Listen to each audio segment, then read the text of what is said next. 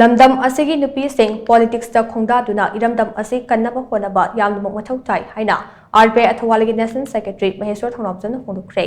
ꯋꯥꯐꯝ ꯑꯁꯤ international women's ꯗꯦꯒ ꯃꯔꯤ ꯂꯩꯅꯅ RPI ꯑꯊꯧꯋꯥꯜ ꯃꯅꯤꯄꯨꯔ ꯁ꯭ꯇꯦꯠꯀꯤ ꯏꯃꯥ ꯆꯥꯝꯃ ꯅꯤꯄꯥꯟ ꯍꯥꯏꯅ ꯃꯤꯡꯊꯣꯟꯕ ꯋꯤꯃꯦꯟ ꯋꯤꯡ ꯁꯥꯐꯣꯡꯕꯒꯤ ꯊꯧꯔꯝꯗ ꯃꯍꯥꯛꯅ ꯐꯣꯡꯗꯣꯛꯈꯤꯕꯅꯤ꯫ ꯄꯦꯂꯦꯁ ꯀꯝꯄꯥꯎꯟꯗ ꯂꯩꯕ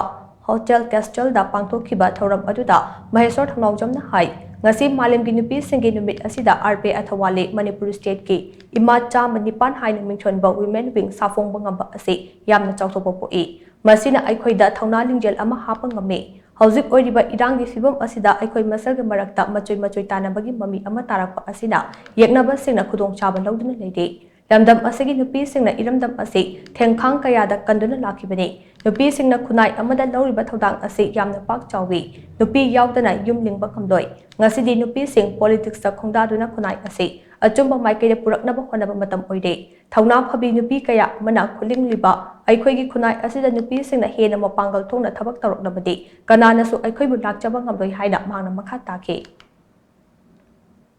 akhoigi pose khoina khangadabani mina khangadabnate akhoi isagi iramdamsida isagi imungsida kari tawrige kari tawraga phagadabno karamba jaga ne sengdo phagadabno karamba kachin modibno haibese akhoi yungi yumbuna khangdare kana khangduri gab haibirone adro kwai khangibadi kanano haibada kupta khangibadi kanano kupta khangibadi kanano haibese yungi nupi sing sineba sengna haibada ase bai jage yungi nupa sing haitare ipa sing iyama sing dagi hena ai ima sing tei masing sina makupata yengsan makosan base makoi uber wai hele loi hengrab jani ko aduna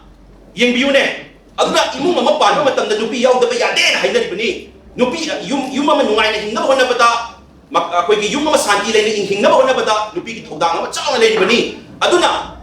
ima sing sigi aduma role ba quality ba loi yawre hairagadi ima sing sida rasi ki jangjal aga achumba ki damta nai khare ko matamda ima le bata kana nungsita ba hobum namdoi no dai no ne meyam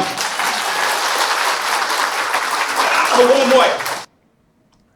ngasigi thauram aduda nauna safongkiba RPI athawale manipur state ki ima chama nipan gi thongmi singda lengyan amadi delegate certificate sing khusinakhi thauram aduda RPI athawale gi national secretary maheshwar thaunongjam JP women college ki hanagi principal huidrom radhakanta art culture hanagi director Dr K Sobita ward number 11 gi hanagi councillor thangjam daneshwari amadi RPI athawale state women committee gi hanagi president haisnam induna mathangchina chief case president amadi case of honor oina sarulakhi